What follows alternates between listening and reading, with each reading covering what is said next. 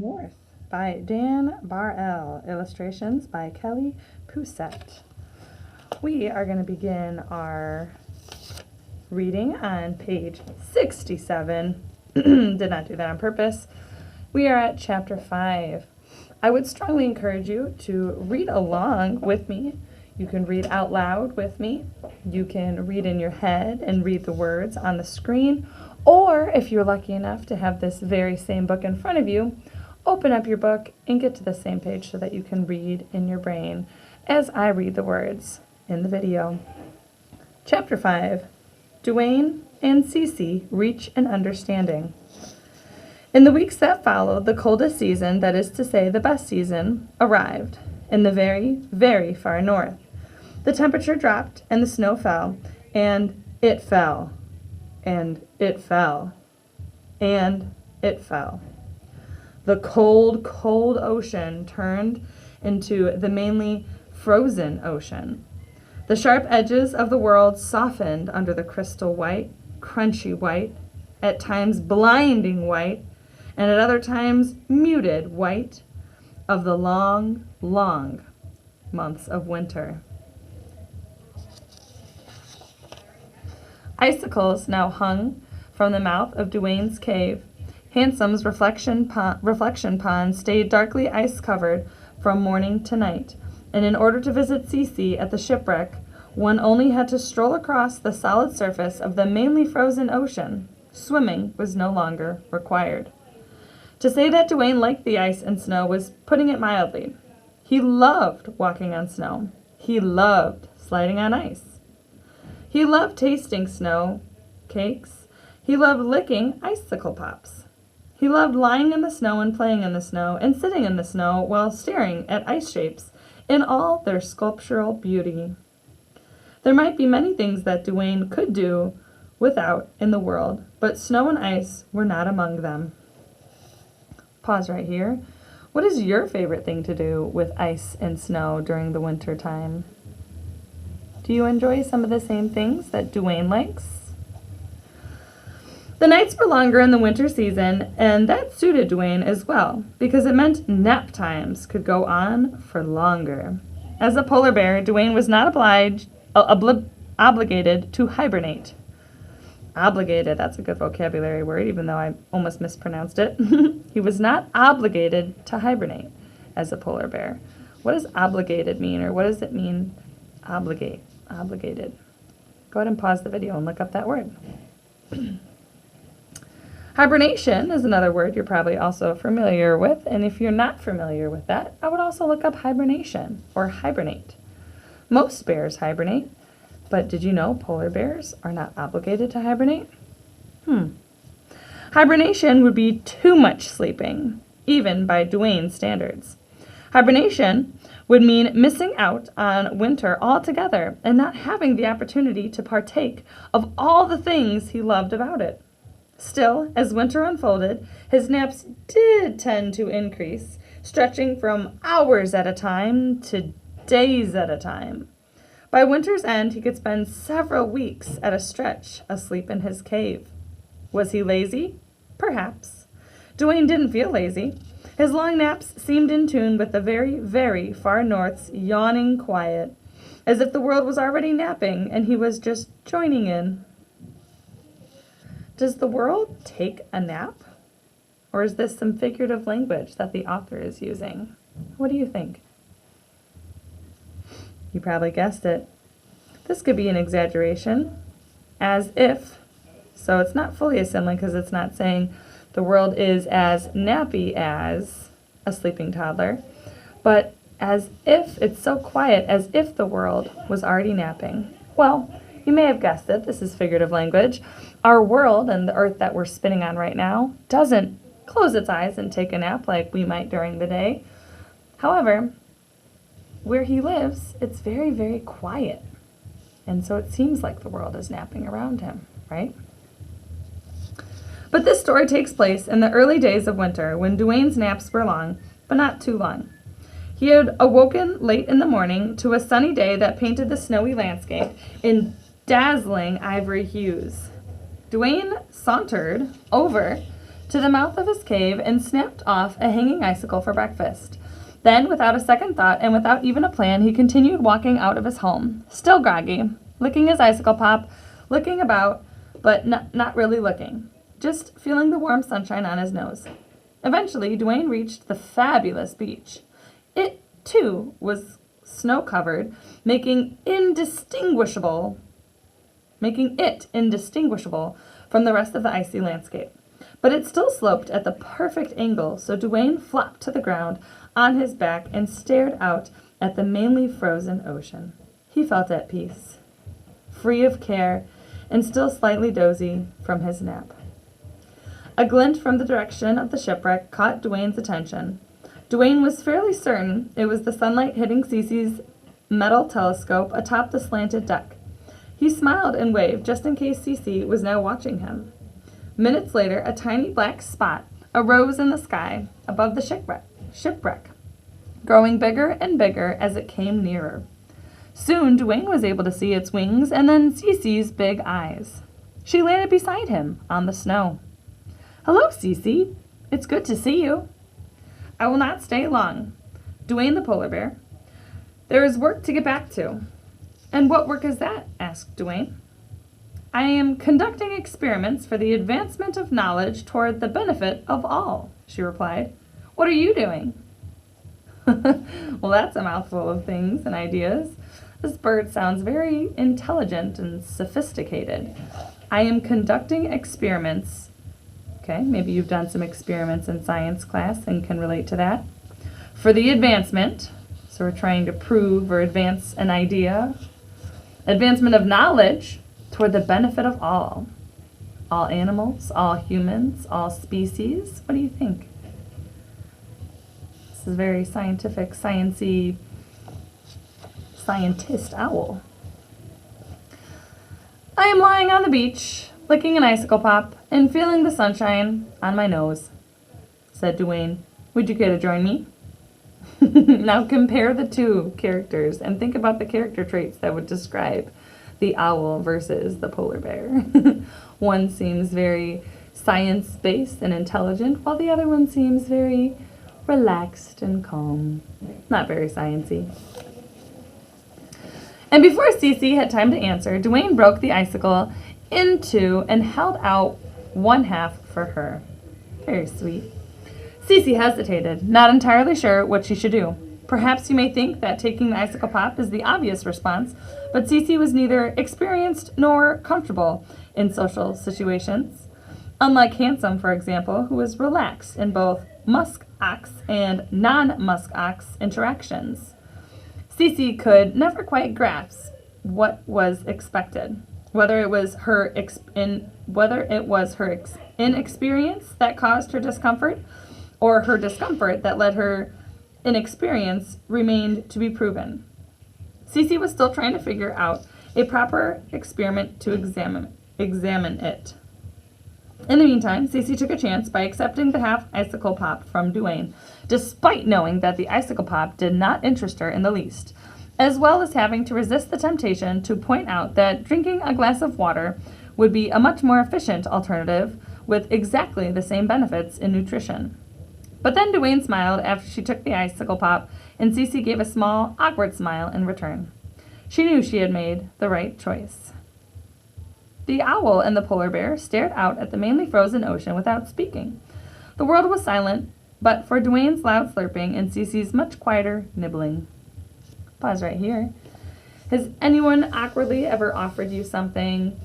I kind of can make a connection to a time where my toddler tried to hand me a very gross and soggy Cheeto, and you can't not accept a Cheeto, right? Or anything from a kid who's like, here, I saved this for you, or here, I found this rock.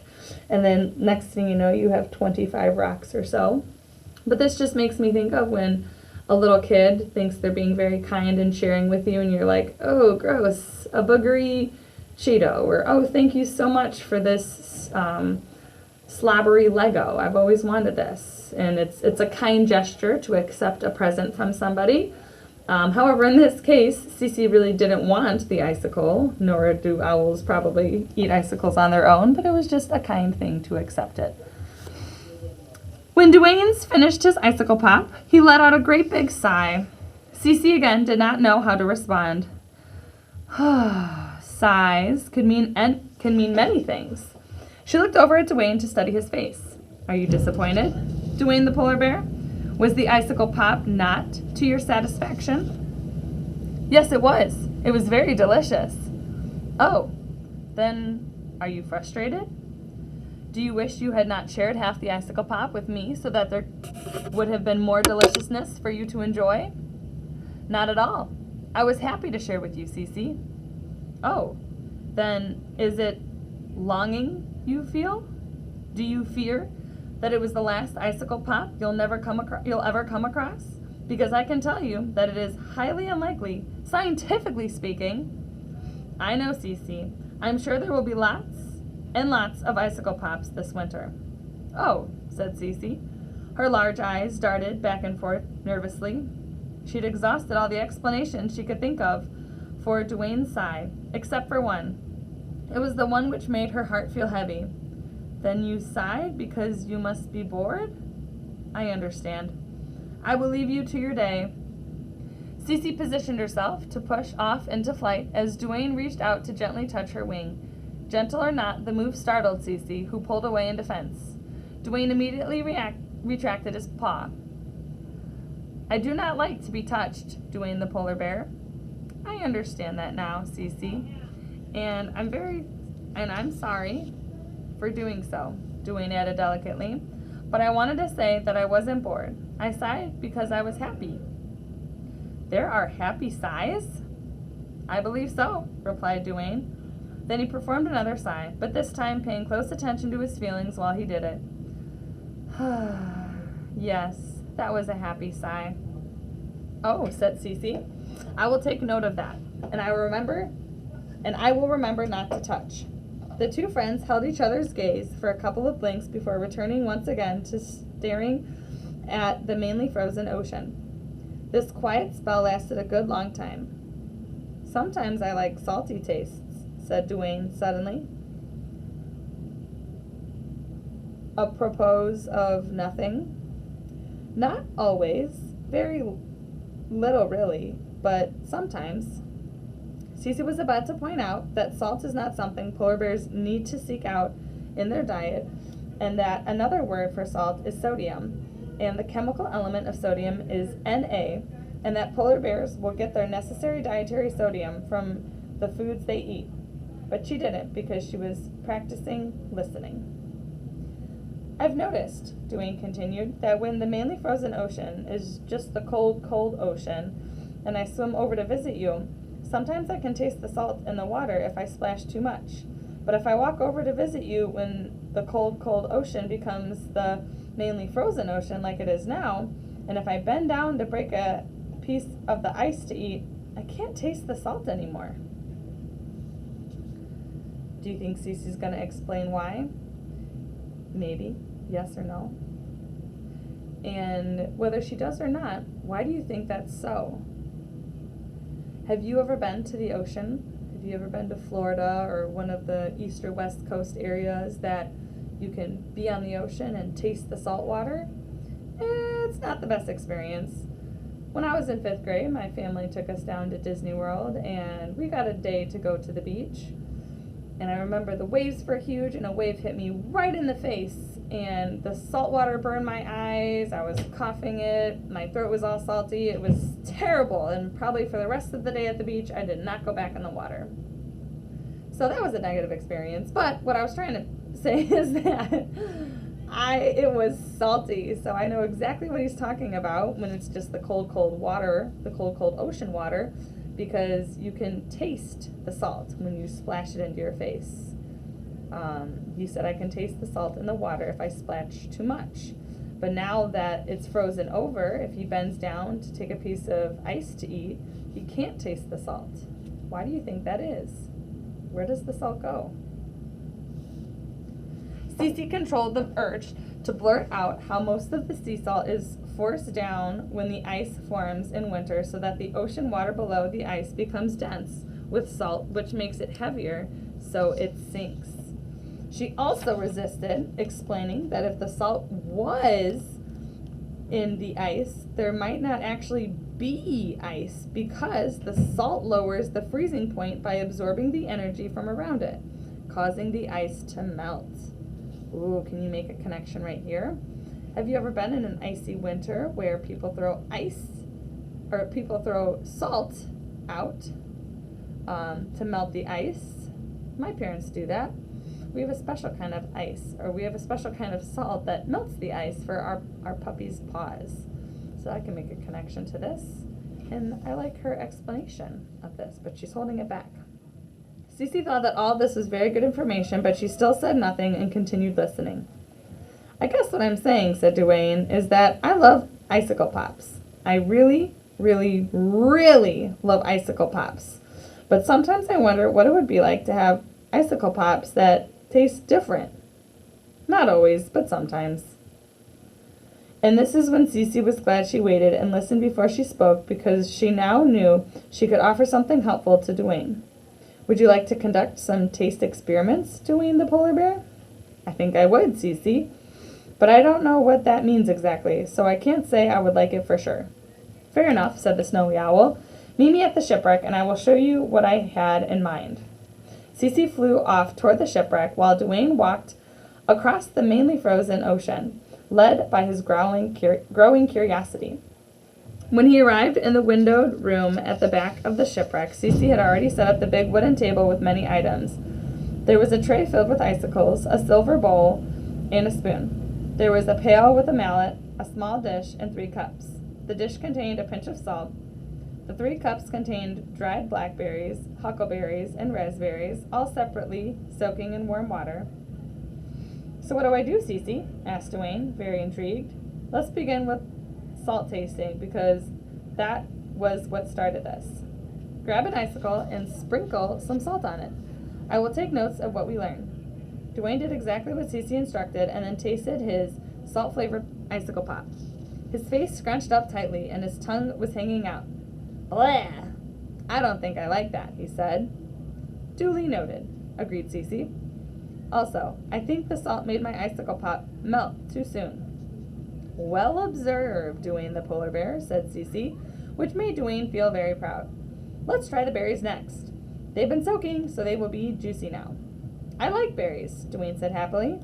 But as you can imagine, when he tried to add some raspberries onto the second long, thin icicle pop that he grabbed, they all quickly slid off. Cece had already predicted in her head that this might happen, which is why she had placed the other items on the table. I would like to make a suggestion. She then proceeded to guide Duane in the making of a new ice treat. The remaining icicles were put into the pail, and with the mallet, Duane hammered them and crushed them into something like snow, but still with the icy crunch he preferred. Duane scooped all of it into the silver bowl. This time, when he added the berries, they all sat on the crushed ice along with their sweet juices. Duane picked up the spoon and dug in. Can you imagine what Duane has made right now? It sounds like the Kona ice, or the little ice cones that you get and then you can flavor them. Sounds delicious. Have you ever had those over a hot summer day? Oh, the smile that spread over Duane's face. This may have been the most delicious thing he had eaten in his entire life. Icy and juicy and sweet and crunchy. He closed his eyes and gave a long Duly noted, said Cece again. Duane's eyes suddenly widened because he finally understood what conducting experiments for the advancement of knowledge toward the benefit of all truly meant, and he was grateful.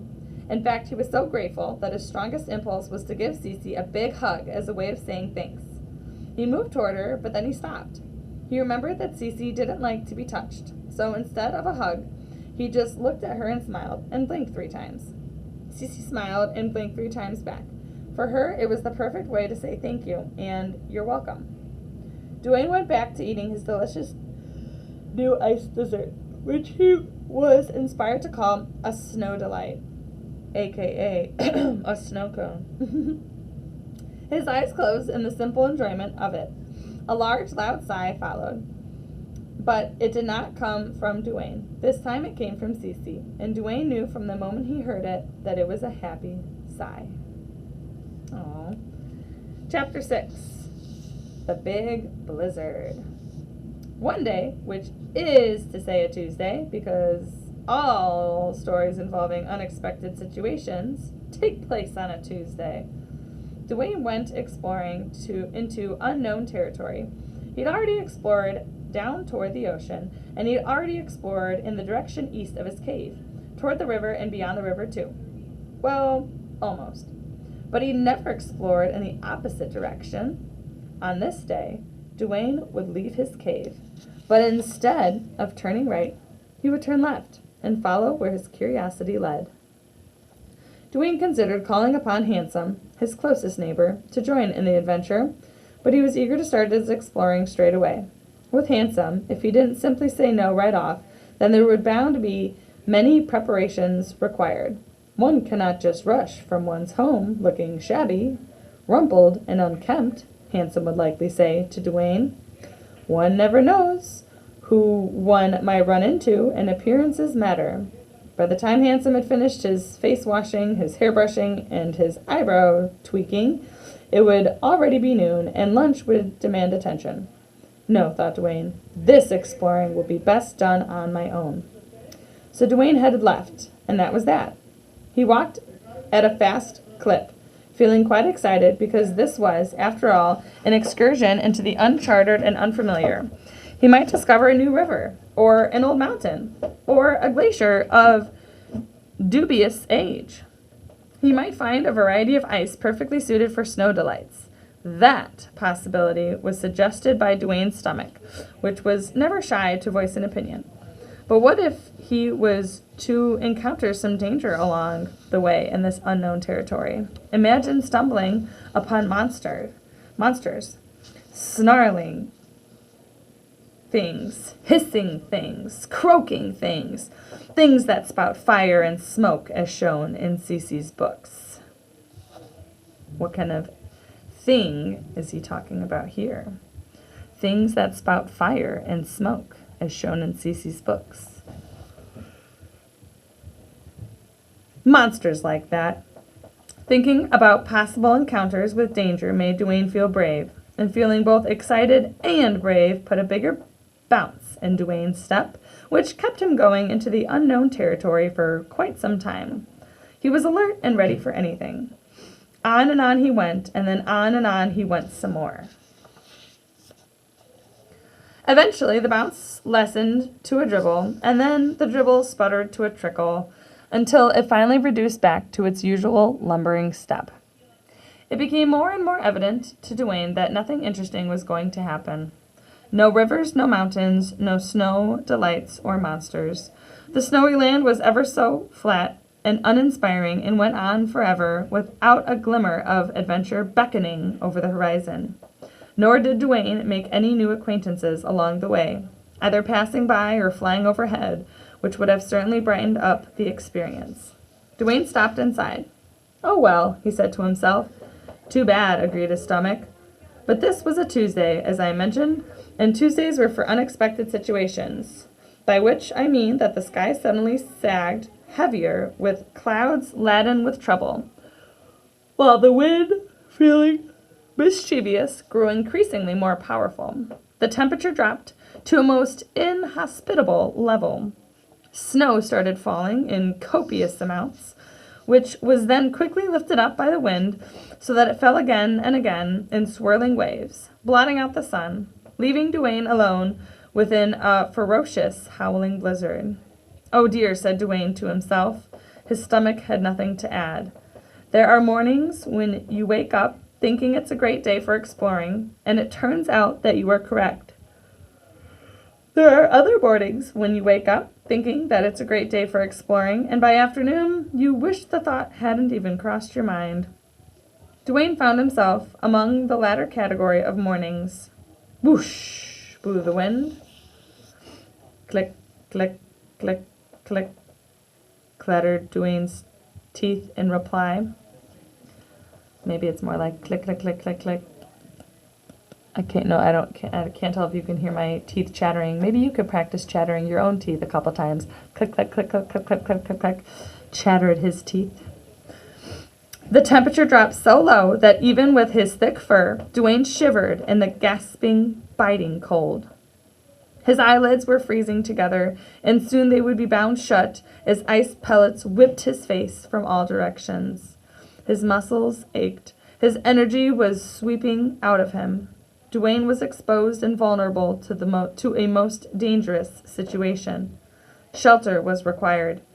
Duane's blizzard-addled brain was able to muster at least that much of a plan, so he dug and dug into the rising snow with the goal of hollowing out a snow cave, a place to weather the terrible storm. It was hard work. His arms were stiffening. He was tiring so quickly. His big, strong paws would soon fail him. Duane grunted and moaned, and just when he thought he was making some progress in digging his cave, he came up against a sturdy wall of snow, buried within the snow. Duane was confused. He clawed at the wall, creating a peephole. Through Duane's near-frozen shut eyes, he saw a flicker of fire. His nostrils picked up the smell of smoke. His ears were suddenly assaulted by a discord of barks and growls. Oh my, thought Duane.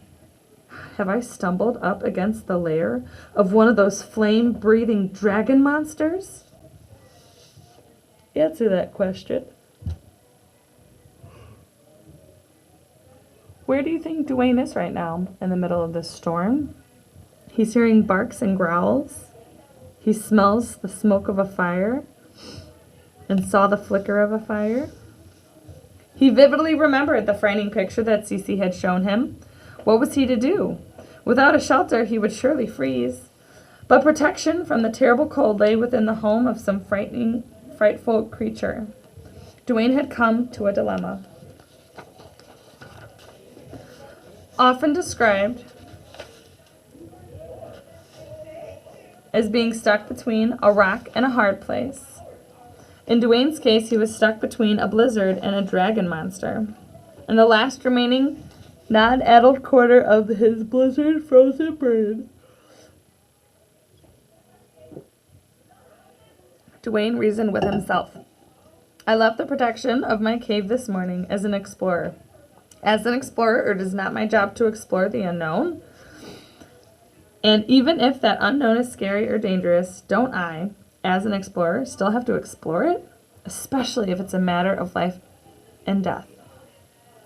These were very good questions, best answered by a less freezing polar bear. But more importantly, what the questions did do was make Duane feel brave and heroic by asking them. With all the strength he could gather, Duane clawed at the snow wall until he forced his way into the lair, ready to face his unknown fate at the mercy of the dragon monster. I am Duane, he shouted valiantly, polar bear explorer in search of the unknown, and a little warmth, if possible. But there was no dragon monster before him. There was, however, a young girl in a bright red parka, tending to a fire in the middle of a cozy ice dome. 8 sled dogs sat attentively beside her. Well, look at that. We don't know this girl yet and her dogs that she has, but let's take a closer look at her facial expression. Does she seem welcoming, inviting, terrified, afraid? What do you think her first impressions are of Duane? Where is this girl and why is she here? Let's find out. Before I continue reading, go ahead and ask a question. Think about what's going on in our story right now and something that you would like to find out in the upcoming chapters. Go ahead and think of a question that you have. A short pause followed Duane's dramatic entry, in which Duane took in the non-threatening surroundings and lowered his front paws, while at the same time the 8 sled dogs relaxed onto their stomachs, and the young girl simply blinked twice. You or I might have responded to a polar bear crashing into our home with a little more alarm, perhaps. I won't speak for you, but I would definitely have screamed at least once or 5 times. The young girl, however, did not. She was placid and calm. The world may well be filled with all sorts of surprises, but she was not one to be surprised when she encountered any of them. There was a perfectly fine entrance on the other side, she eventually said, indicating the snow tunnel behind her. Duane glanced around her and nodded. I realize that now, he said apologetically. Perhaps I should fill in the extra hole I made. I think the storm will do it on its own in very little time, said the girl. If you don't mind me saying, you look rather cold and tired. Come sit by the fire until the weather decides to be friendlier, and we can all go about our day. Pause right here. Is she talking to the polar bear? That's kind of a cool skill. I don't know about you, but in the times I've been to the zoo, I don't think any of the polar bears have said anything to me. But, to be fair, they were probably napping. That was the best suggestion Duane had heard in a long time.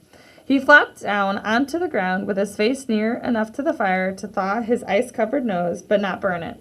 It was snug and warm in the cozy snow cave while the wind howled and raged. This time it sounded as if the monster were on the outside. I was exploring unknown territory, Duane explained to his host. I thought nothing interesting was ever going to happen, and then this happened. The young girl in the red parka gave a quick nod of understanding. Tuesdays, she said. Tuesdays, agreed Duane. I don't know about you, this must be more common than I thought. Are Tuesdays where unexpected things and crazy things happen to you? The 10 souls passed the time in friendly conversation. The girl shared dried berries with Duane, which kept his stomach content and well-behaved.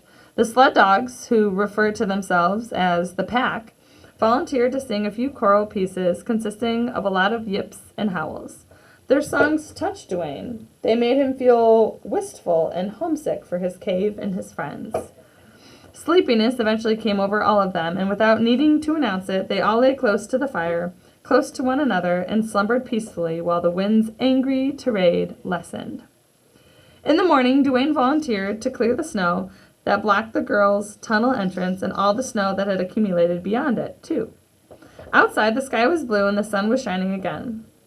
The ignored wind, its feelings hurt, had already left in search of another audience. Ooh, this is some good personification. Can wind be ignored?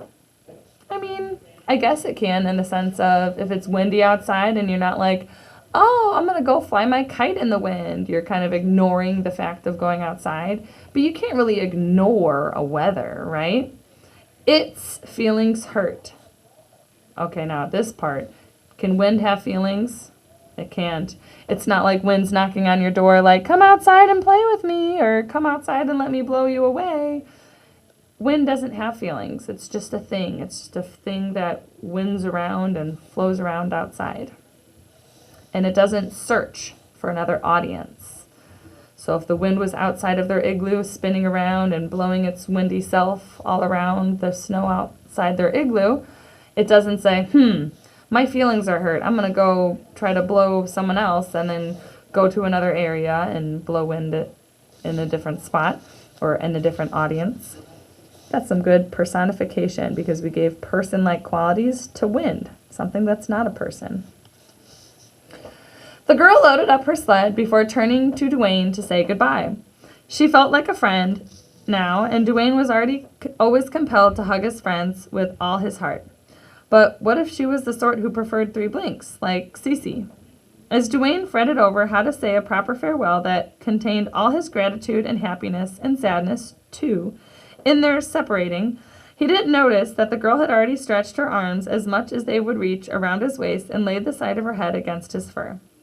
Ah, said Duane gently, and gently, too, he hugged her back. Shortly after, he watched the devoted pack carry the girl in the red parka in the opposite direction from where he was heading. The girl never told Duane her name, but since Duane was good at giving names, he chose to call her Sun Girl. For different reasons, some of them which you might be able to figure out. It would not be the last time Duane would meet Sun Girl, but he didn't know that yet. He turned toward his home. His exploring adventure concluded. He looked forward to reaching his cave and his soft bed. He looked forward to telling his other friends about his new friends and how they had all coped with the unexpected situation. Chapter 7. When Duane first met magic. Duane had been requested to attend an afternoon tea hosted by his friend Handsome. The official invitation, which Duane found lying at the lip of his cave, said as much. You are cordially invited to an afternoon tea at the residence of Handsome the Musk Ox, Esquire, who will host the affair, will a plum and watercress sandwiches, as well as fruit sherbets, shortbread, and tarts. It shall take place 3 days hence at 2 o'clock. RSVP at your earliest convenience.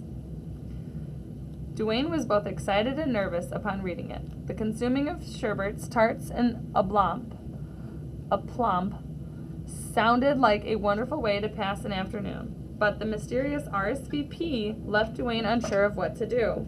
He tried saying RSVP out loud a few times, thinking he'd recognize the words if he heard it.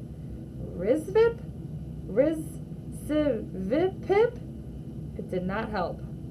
What did help was when he turned the invitation over. As if Handsome could read Duane's mind, he had written on the back, RSVP is short for Respondez s'il vous plaît, which is French for You must tell me if you can make it, Duane. Otherwise, all my great efforts will have been wasted. Mystery solved.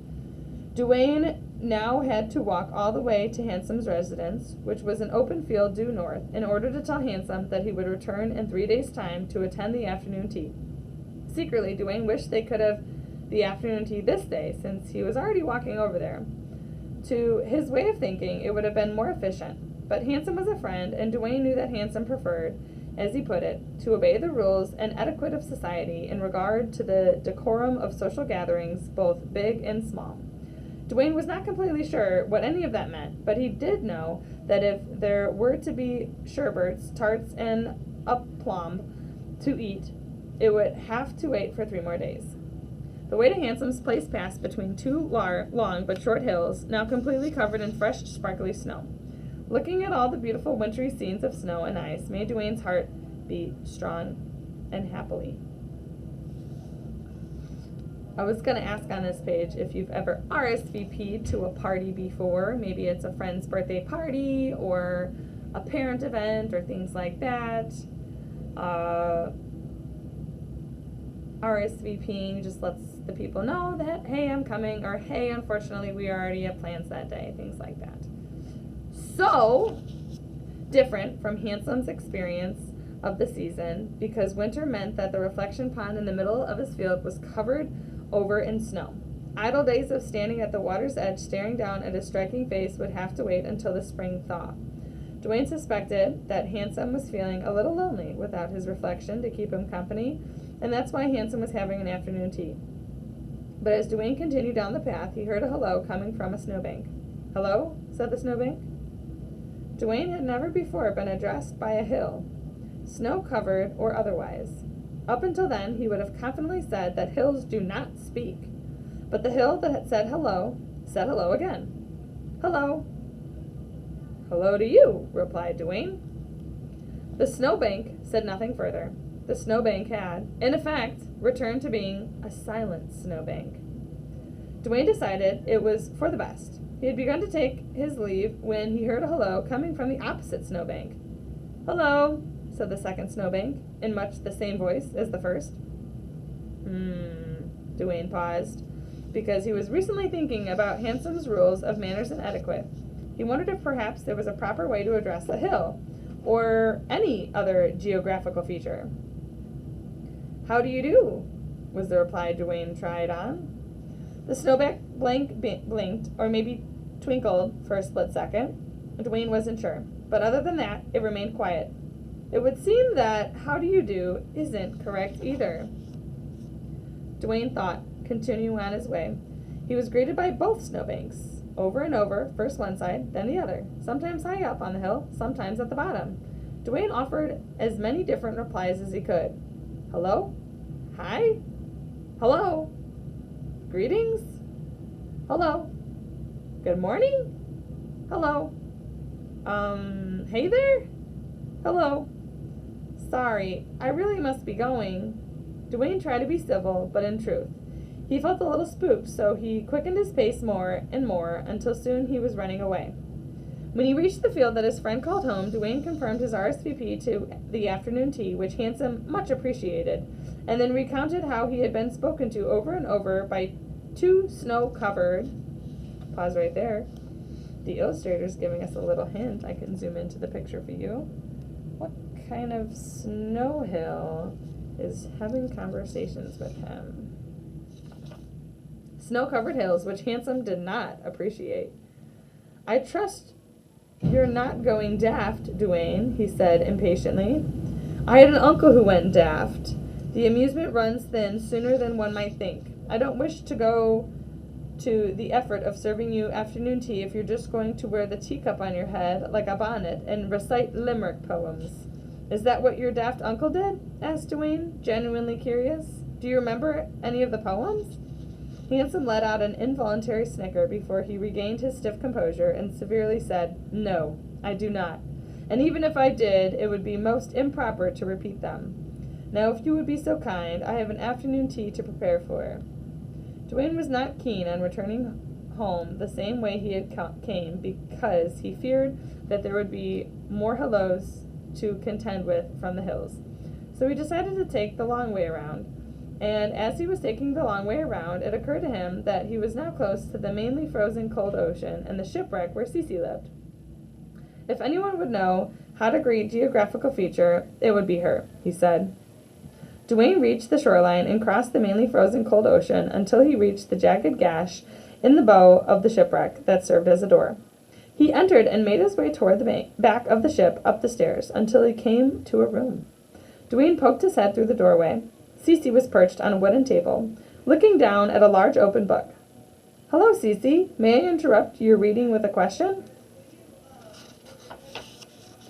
You already have. Excuse me? And again. Duane was momentarily confused until he realized that by asking if he could ask a question, he was asking a question. Oh, I see, he tried again. May I interrupt your reading with a question after the question? I'm asking right now. Yes, replied Cece curtly. How does one greet a snow-covered hill? Cece blinked her two big eyes twice. The short answer is, you don't. Now, allow me to ask you a question, Duane the polar bear. Why would you want to greet a snow-covered hill? Grateful that Cece's question wasn't hard, as they often were, Duane wasted no time in answering.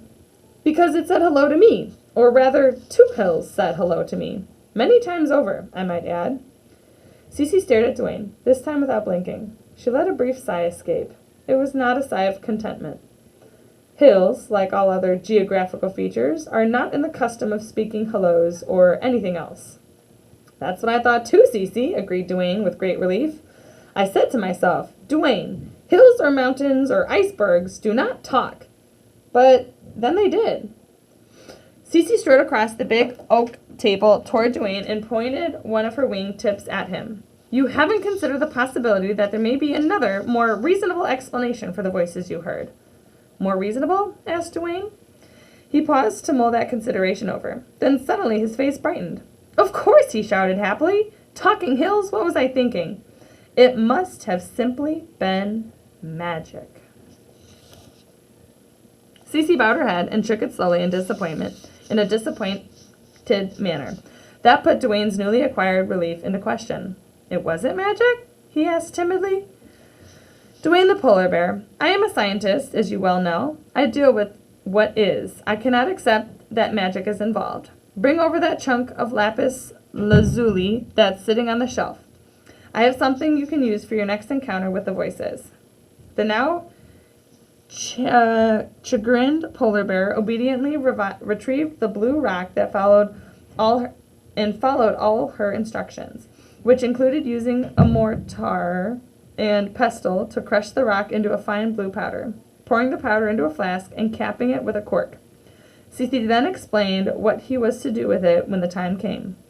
Thank you, Cece, said Duane, feeling again relieved. The snowy owl went back to her studies, and Duane took his leave as quietly as possible as to disturb her no further. As he walked along the ship's corridor, past the doorways that led into the rooms filled with pretty objects, including porcelain plates and decorative silverware, Duane was reminded of Handsome's afternoon tea in 3 days' time. It occurred to him that it might be a proper gesture to bring along a gift. He recalled Handsome mentioning it in one of his many lectures on manners. Duane chose a room and rummaged through it for a good long time until he came across an item that he was sure Handsome would like. He even found a small case to present it in. So with his flask of blue powder and the box containing his present, Duane headed home. 3 days later, as the invitation had stated, Duane spruced himself up for what he hoped would be a tasty assortment of treats. He grabbed Handsome's present, which he also spruced up by tying a bright yellow ribbon around it, and left his cave. A minute later, he returned to the cave to take along the flask of blue powder, just in case, he told himself. When Duane reached the point along the path that took him between the two snowy hills, his body tensed in expectation of invisible voices surrounding him again. He didn't hear a peep. Out of curiosity, he slowed down and listened extra hard. Still, not a voice itself known. This might have given Duane a degree of comfort if it weren't for the fact that while he was listening, the bright yellow ribbon around Handsome's gift was untying all by itself before Duane's very eyes. This is even worse than the hill saying hello, he thought, or watching the loose ribbon inexplicably fall to the ground. Duane jumped back in fear. Hello, said a voice behind him. Duane jumped forward in fear. Hello, said the voice just to his right. At the same time that Duane jumped left in fear, a loud "Ah!" escaped his lips. Duane was as scared as if he had seen a ghost, which, as it turns out, is what he assumed he saw. Keeping what few wits he still had left about him, Duane flipped the cork off the flask and flung the contents in the direction of the voice, just as Cece had instructed him to do. A large cloud of blue powder hung in the air, but as the powder settled, Duane could observe the outline of a creature. It was small and furry, with rounded ears and a snout. I can tell you now that it was an Arctic fox, whose fur, generally speaking, is as white as snow, making it extremely difficult to spot in the winter. However, at that moment, its fur was now blue, as the lapis lazuli powder it was covered in. So I'm assuming Cece knew that it could have been an Arctic fox, and in order to scientifically identify the ghost-like hellos that he was hearing earlier on the hills, she suggested to throw some powder out towards the noise so that he could see the Arctic fox with the blue powder on it. What a clever owl. Why did you go and do that? Demanded the fox, most displeased. Because I was frightened, Duane explained. You scared me. Oh, come on. It was just a joke, shouted the fox, a little too dramatically. All things considered, I just wanted to have a little fun. It wasn't fun for me, insisted Duane. I thought I was going daft. I thought I might end up wearing a teacup on my head and spouting limerick poems. All right, fine, I get it. It wasn't a nice thing to do to a stranger. I'm sorry, said the fox, slumping herself onto the ground again, very dramatically, and placing her paw to her forehead, as if to suggest she'd just had the most exhausting day. But now I'm blue, so we're even. If this was the fox's way of apologizing, it was unrecognizable to Duane. It almost felt as if Duane should feel bad about being scared. More than that, Duane's nerves were still on edge. Where are all the others? The fox, who was still on the ground, sighing heavily under the burden of being misunderstood, suddenly stopped and raised her head. What others? The first time we met, I heard hellos coming from both sides of the path, atop the hills, and near the bottom. Just now my ribbon was untied in front of me, then a voice spoke behind me, and then you spoke to my right. Where are all the others? The blue fox was back up on her feet, bouncing in front of Duane in sheer delight. Yes, lovely, excellent. You thought there were others? You thought there was more than yours truly? Duane nodded cautiously at the sudden bundle of energy. That is what I thought. Oh, yes, wonderful. But the thing is, the most excellent thing, The thing that I must tell you, so you will be absolutely amazed, is... It is just me. The fox stood long enough to point to herself with a big, proud smile. Really? Asked Duane, as amazed as the fox had predicted. Yes, let me show you. The fox now worked herself into a tizzy of motion. This is where I live, under this hill and that hill. I have secret doors everywhere. To demonstrate this, for the next minute, she proceeded to zip into the invisible holes and then pop up out of other holes at a speed nearly impossible to follow. Duane found himself turning one way, then spinning quickly around, barely in time to see the fox dash between his legs and disappear into yet another hole.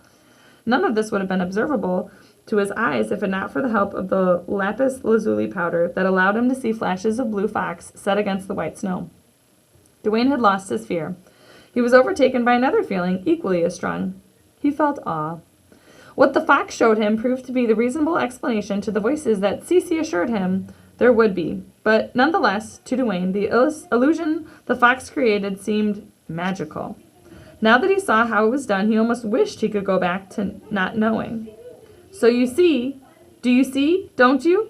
It was just me doing all this by myself, exclaimed the fox, with her arms stretched out wide. I do, agreed Duane.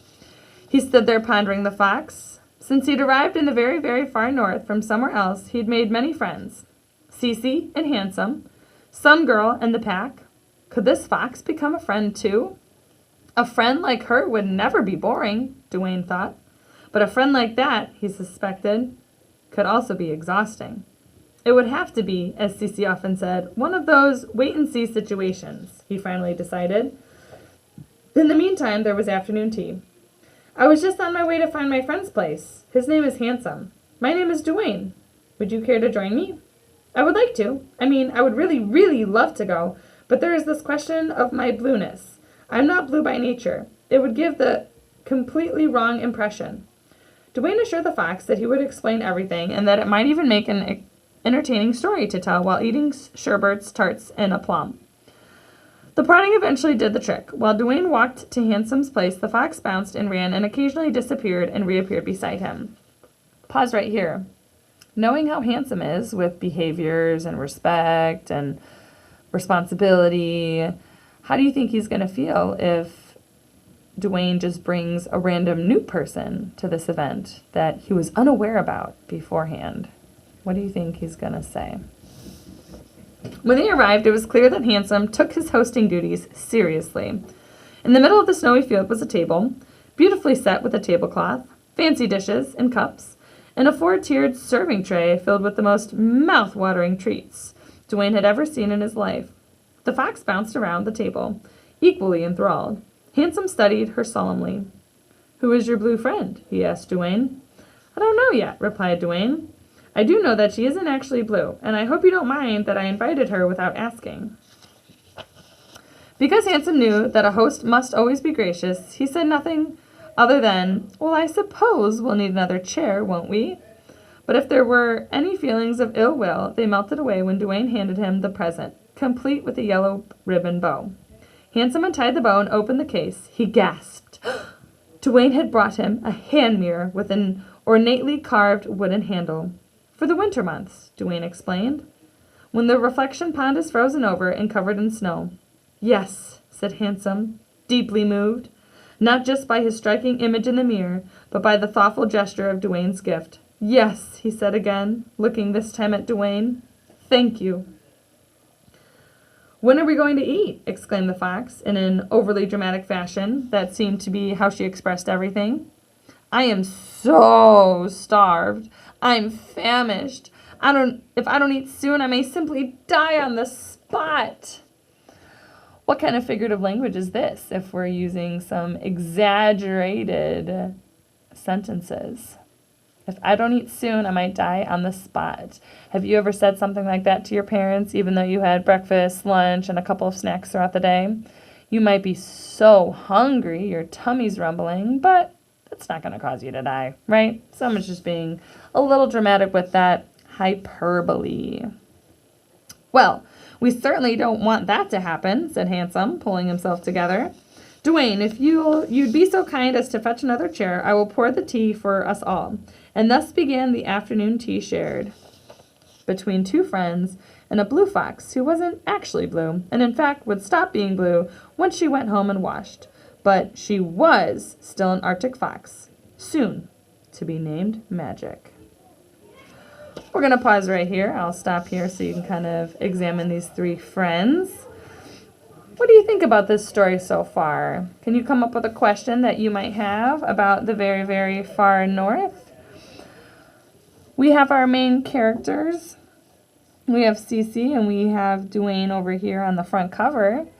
There doesn't seem to be any problems yet in this story, other than the small storm that kept him huddled with his new friend, the Sun Girl, for a few hours, maybe that while they slept. What kind of problems do you think could happen in the very, very far north that we could experience towards the end of this story? Are there any questions that you can come up with? Where did that girl go? Are some questions pondering through my mind. How many more friends is Duane going to make? Are we ever going to come back to that bird that was marching along that river that they were trying to cross in part 1? These are all questions that I'm having, and I'm wondering if we're going to encounter any new characters, any characters again. What do you think? Make a prediction for what's going to happen in the next part. I appreciate you reading with me today, and I hope you have a sensational rest of your day. Bye.